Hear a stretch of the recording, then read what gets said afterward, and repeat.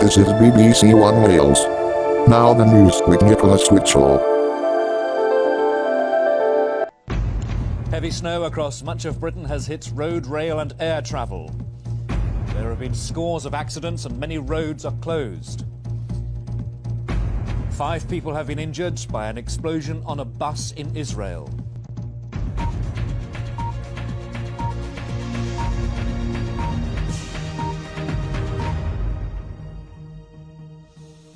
Good afternoon. Heavy falls of snow across much of the country have brought chaos to road, rail and air services.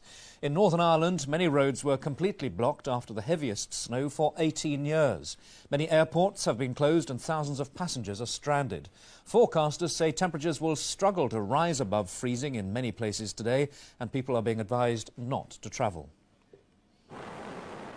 The first widespread snow of winter has carpeted the country in white and brought movement in many areas to a standstill.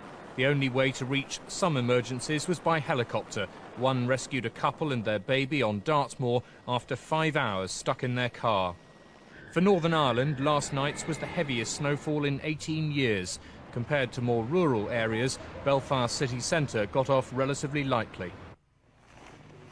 First light this morning in Glasgow and a struggle to get much beyond the front door.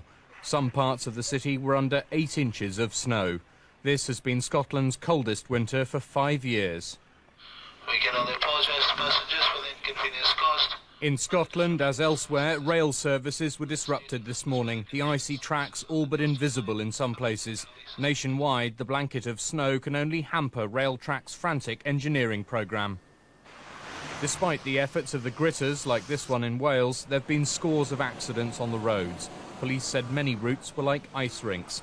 Because the snow came late in the night, especially in the south, it settled on what was already sheet ice. The AA says breakdowns have been running at 1,300 per hour. Runways buried in snow had to close for a time here at East Midlands, as well as at most other major airports. After de-icing, the airports have been gradually reopening, but in some cases passengers were stranded overnight. For those who don't have to travel today, like these families in Birmingham, the snow presents an opportunity to slide around just for pleasure. And of course, it's all made certain residents of Dudley Zoo feel more at home than ever. George Eakin, BBC News. Well, let's go up to Glasgow now to our correspondent Carol Jones. Carol, we can see the depth of the snow there behind you at Glasgow International Airport. What's the picture across Scotland as a whole? Well, the band of snow which swept in from the west has really hit the west of Scotland. Glasgow in particular has been very badly hit, as George Eakin said, around 8 to 10 inches of snow. In the outlying areas, in Renfrewshire and Ayrshire, that's up to about 15 inches of snow. And the result has been that, particularly at the airport here, the airport shut at 5:30 this morning. No flights coming in or coming out. And the efforts to clear the runways have been hampered by the fresh snowfalls. It's been snowing continuously for 12 hours. Every time they use the blowers to clear the runway, a fresh snow would basically close the runway again. So there's a lot of disruption.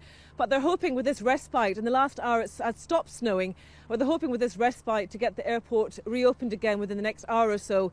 And that will be good news to the 2,000 passengers who've been stuck here overnight. So presumably a lot of roads in the Highlands across Scotland, a lot of roads closed.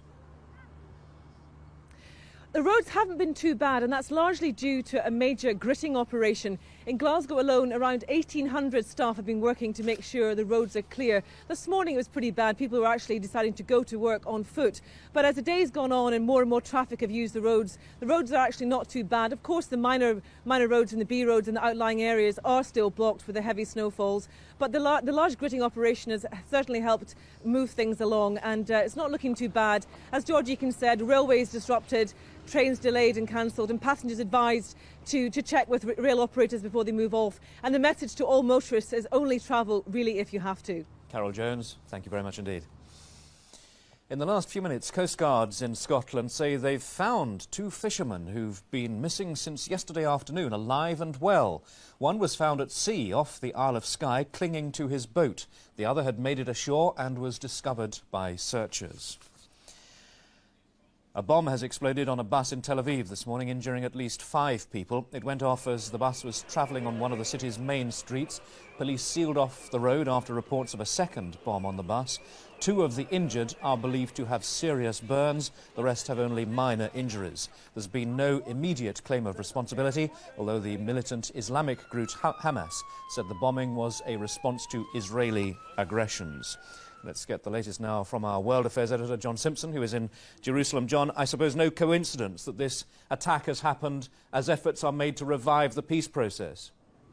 I think that's a fair assumption, yes. Alas, that's not the first time that this sort of thing has happened. In fact, we're just getting now figures that say 13 people were injured and 1 seriously, and they do regard it as a terrorist attack. So, yeah, I assume that there is some kind of link, but it's always difficult to know who's responsible for these kind of terrorist attacks anyway.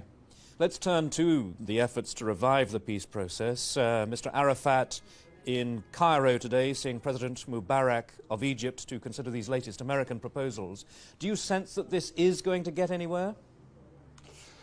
It's stalled at the moment. I mean, it's got no movement behind it whatsoever because the Palestinians simply don't feel that there's enough in it for them, and they feel that the Americans haven't been dealing sufficiently even-handedly as between them and the Israelis. So the question is really whether President Mubarak, who has been quite critical privately, it seems, of the American proposals, is actually encouraging Mr. Arafat to carry on talking, or whether he's saying to him, wait till there's another president coming in. But it's not all over yet. It looks as though Mr. Barak, the Israeli Prime Minister, is going to make a phone call this afternoon at some stage to President Mubarak to see if it's still worth having some kind of get-together with him and Mr. Arafat about the whole thing.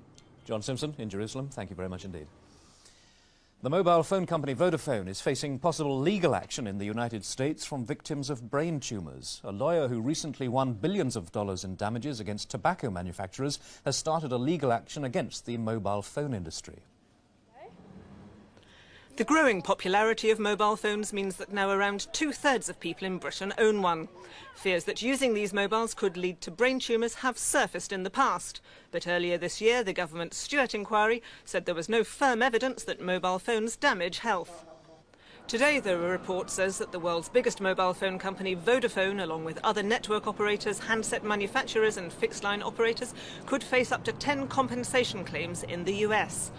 British-owned Vodafone has a 45% stake in America's biggest mobile phone company, Verizon.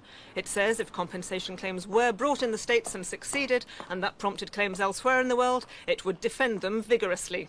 I have to stress that there have been no legal actions anywhere in the world that have successfully shown that the health of the user has been damaged, and all cases will be vigorously defended. One legal case was brought earlier this year by a mobile phone user in America. That's against handset manufacturer Motorola. But Vodafone stresses it's not involved in any compensation claims at the moment. Karen Hogan, BBC News. And that's it for the moment. There are, of course, news bulletins every hour over on BBC News 24. I'll be back here on BBC One with a further bulletin of news at 5:05.